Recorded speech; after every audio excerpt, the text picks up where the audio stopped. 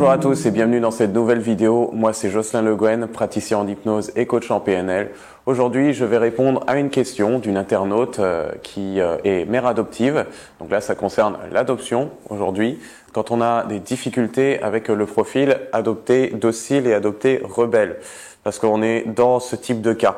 Donc c'est une mère de famille qui a adopté deux enfants d'une même fratrie, même fratrie biologique. Et aujourd'hui, ce qu'elle remarque, c'est que elle a un enfant qui supporte bien le fait d'avoir été adopté, qui se dit si ma mère biologique m'a convié à l'adoption, c'est que c'est comme ça, j'ai pas besoin de la rechercher, voilà. Bon. D'ailleurs, dans ce profil adopté docile, on a parfois des cas de déni. Donc déni, c'est le passé, c'est le passé, j'ai pas à m'en occuper. Et plus tard, ces profils-là peuvent être amenés à creuser un peu plus la question de leur adoption pour comprendre des choses sur eux-mêmes. C'est pas dit, c'est pas obligatoire, mais ça peut se faire éventuellement. Et elle a son autre fils qui, lui, par contre, supporte très mal d'avoir été adopté parce qu'il considère ça comme un abandon. Il en veut à sa mère biologique jusqu'à la traiter de prostituée. Il veut rien entendre, il a beaucoup de colère. Il a aussi des comportements dits déviants. Bon, je dis pas vraiment que ce serait déviant, mais des comportements qui sont faits sous le coup de la blessure, c'est-à-dire beaucoup de mensonges, parfois des actes un peu hypocrites. Il peut avoir peut-être un côté un petit peu faux, parfois.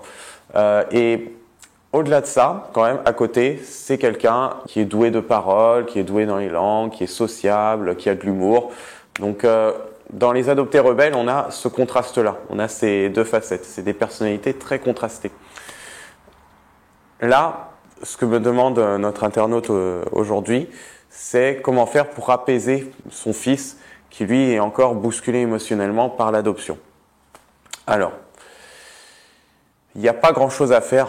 Je sais que toi, en tant que mère, tu veux le meilleur pour tes enfants. Et du coup, tu veux qu'il leur arrive le meilleur. Tu veux qu'ils fassent les meilleures choses qui sont pour eux, etc., etc.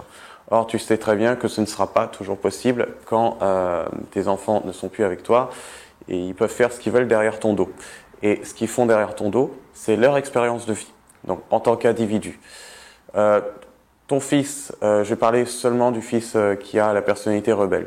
Lui, il a trop de colère pour le moment. C'est-à-dire, ce que tu peux faire, toi, quand il est comme ça, beaucoup dans la parole, dans la violence, il a besoin de quelque chose. Il faut entendre ce besoin qui est non satisfait. Derrière chaque insulte, reproche ou agression verbale, il y a l'expression tragique d'un besoin non satisfait. On reprend les principes de la communication non violente. Donc, cibler quelle est la demande, en fait. Quand il insulte sa mère de tous les noms, qu'est-ce que ça veut dire? Ça veut dire j'ai mal, j'ai été abandonné, je trouve ça injuste, je n'aime pas ça et je veux avoir des explications. Derrière tout ça, c'est je veux avoir une explication. Sauf que l'explication, il se l'empêche de l'avoir lui-même parce qu'en contrepartie, pour avoir une explication, il faut qu'il rencontre sa mère biologique.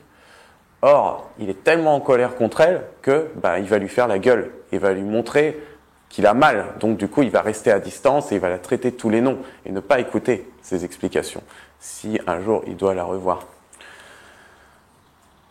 Donc là, on est sur cette colère. On peut pas trouver, on n'est pas dans la recherche de solutions pour le moment. Pour un changement, il y a plusieurs étapes. Alors, je suis pas sûr de les dire dans l'ordre. Il y a la compréhension qu'il se passe quelque chose qui va pas bien, la prise de conscience, on sait ce que c'est, ce truc qui va pas bien. La dissociation, c'est on prend du recul par rapport au problème, et le changement. Le changement, c'est là où on va dans la recherche de solutions. Donc lui, il est encore dans la compréhension. La compréhension, il sait que quelque chose se passe pas bien, quelque chose ne va pas, donc il est en colère et il a besoin d'évacuer. Je conseillerais à cet enfant soit d'avoir des activités qui le défoulent, il a besoin d'évacuer, clairement. Donc ça peut être le sport, l'art, tout ce qui est dessin, musique ou autre, écrire. Je conseille aussi d'avoir un journal sur lequel il peut écrire tous ses ressentiments vis-à-vis de sa mère biologique, tout ce qui ne va pas. ou un suivi psychologique, mais avec un psychologue qui soit quand même spécialisé sur la blessure d'abandon, au courant de ces choses-là, un minimum, vraiment l'idéal ce serait qu'il soit aussi spécialisé sur la blessure que les adoptés ont, la blessure primitive. Ça lui permettrait, là encore, de se sentir écouté. Et il a besoin d'être écouté, parce qu'il a besoin d'évacuer. Quand on est dans une colère trop forte comme ça et dans l'évacuation, on s'en fiche des solutions, clairement. Même si on les demande, on s'en fiche, parce qu'on veut juste se sentir considéré, que ce qu'on ressent est légitime et que c'est justifié. Et au bout d'un moment, quand on a justifié ça, c'est bon quoi, il n'y a pas grand chose à faire de plus. Donc qu'est-ce qu'on fait? Là, on va sur les décisions, sur les recherches de solutions. Or, ton fils n'est pas encore là-dedans. Donc tout ce que tu peux faire, tu peux l'écouter quand ça va pas, écouter son sentiment, et tu vas l'entendre râler, se plaindre, insulter sa mère biologique. Tu peux pas l'interdire non plus de dire du mal sur sa mère biologique, parce que c'est ce qu'il ressent, c'est son ressenti, c'est pas rationnel, c'est une émotion vive, intense.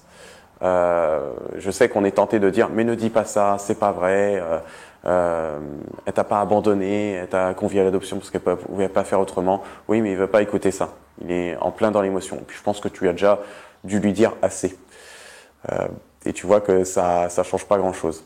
Donc il a besoin d'être écouté. Alors on récapitule, soit une activité, art, sport, un journal pour écrire tous ses ressentiments, être écouté. Si tu as les moyens, un suivi psychologique pour ton fils, un suivi psychologique avec un psychologue un psychothérapeute. Je joue pas sur les mots parce qu'au final, un thérapeute, quel qu'il soit, du temps qu'il a, l'expérience et des connaissances dans le domaine, peut aussi bien faire. Au niveau d'un psychiatre, pas de médicaments, c'est mieux, parce que la gestion des émotions, ça s'apprend, et là, ça s'apprend surtout par le fait d'évacuer d'une manière saine. C'est ce en quoi tu peux l'aider. Et on a le compte, on a tout ce qu'il faut. Donc à toi de l'accompagner là-dessus et de l'aider à se responsabiliser vis-à-vis de sa douleur. Cette responsabilisation, elle commence par ce que je viens de te dire, avant de trouver des solutions. Le jour où il aura fini d'évacuer sa colère, ou en tout cas ce sera assez évacué, tu le verras, tu le sentiras. Il va te parler de choses différentes. Il va ressasser moins et faire plus des actes concrets. Des actes concrets qui vont l'amener à se soigner, se guérir lui-même. Eh bien, ce sera tout pour cette vidéo. Je vous remercie d'avoir suivi jusqu'au bout. N'oubliez pas de mettre un j'aime et un commentaire si vous avez une expérience similaire, parce que je réponds aux questions, comme vous voyez, en vidéo. Aussi, de partager cette vidéo si elle vous parle, si elle peut aider un proche. Et je vous dis à bientôt.